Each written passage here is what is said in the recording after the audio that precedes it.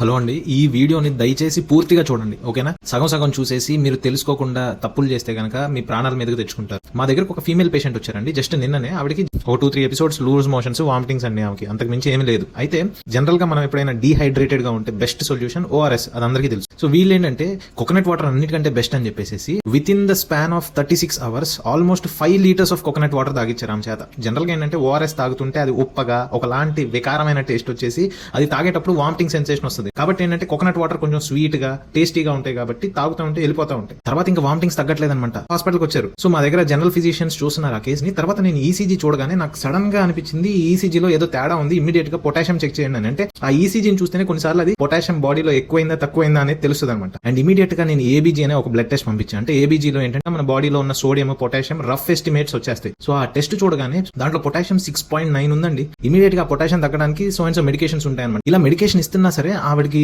తట్టుకోలేకపోతున్నారు అనమాట. ఆవిడకి heart rate up and down అయిపోతుంది. సడన్ గా హార్ట్ రేట్ 50-55 వచ్చేస్తుంది. తర్వాత హార్ట్ రేట్ పెరిగిపోతుంది. తర్వాత ఎరిథమియాస్ అంటారు, అంటే హార్ట్ రేట్ ర్యాపిడ్ గా కొట్టుకోవడము. ఎక్టోపిక్ బీట్స్ అంటారు, వెంట్రికులర్ ఎక్టోపిక్స్ అంటారు. అసలు లిటరల్లీ మీరు నమ్మరండి, ఈ స్టేజ్ లో one small mistake will lead to the death of that patient. Potassium ఎంత డేంజరస్ అంటే బాడీ నార్మల్ గా ఉండే మనిషికి నార్మల్ గా పొటాషియం 3.5 to 5.5 అరౌండ్ అప్రాక్సిమేట్ గా ఉండాలి. నా పొటాషియం కనుక 2 గానీ 1.5 గానీ అయితే నేను చచ్చిపోతా. ఆ పొటాషియం కనుక 7-8 వెళ్ళిపోయి కొంచెం ఎరిథమియా వచ్చిందంటే నేను చచ్చిపోతా. అంటే బాడీ మొత్తం నార్మల్ గా ఉండి ఓన్లీ పొటాషియం వల్ల చచ్చిపోతారండి జనాలు. ఇది తెలియక జనాలు ఎండాకాలంలో డీహైడ్రేట్ అవగానే కొబ్బరి నీళ్ళు మంచి అని పల్లెటూళ్ళలో కూడా అండి వడదెబ్బ తగిలిందని చెప్పేస్తే ORS తాగిచ్చండి. ప్రతి గవర్నమెంట్ హాస్పిటల్, ప్రతి PHCలో ఉంటే, లేకపోతే ఫార్మసీలోకి వెళ్ళి ORS పౌడర్ అండి. దయచేసి ORS డబ్బాలు, టెట్రా ప్యాకులు తాకండి. అవి కాదు, పొడిని నీళ్ళలో కలుపుకొని 1 లీటర్ బాటిల్లో నీళ్ళలో కలుపుకొని తాగే ORS ప్యాకెట్స్ ఉంటాయి. 100 ml ORS లో అరౌండ్ 20 milligrams ఆఫ్ పొటాషియం ఉంటుందండి. కానీ అదే 100 ml ఆఫ్ కోకోనట్ వాటర్ లో 250 to 280 milligrams ఆఫ్ పొటాషియం. అంటే ఎంత ఎక్కువ తాగారంటే ఆవిడ 5 liters ఆఫ్ కోకోనట్ వాటర్ లో అరౌండ్ 14,000 milligrams ఆఫ్ పొటాషియం ఉంది. అంటే డైలీ మనం తీసుకోవాల్సిన పొటాషియం అరౌండ్ 4,500 milligrams. ఆమె 14,000 తీసుకుందంటే almost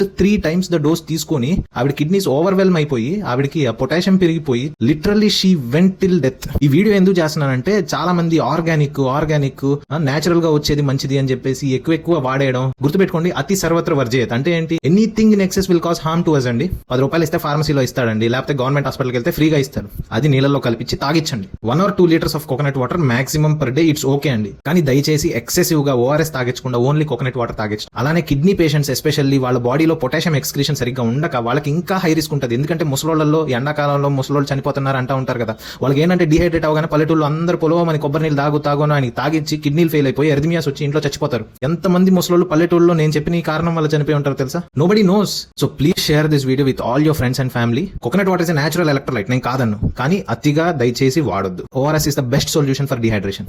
share this video with all your friends and family.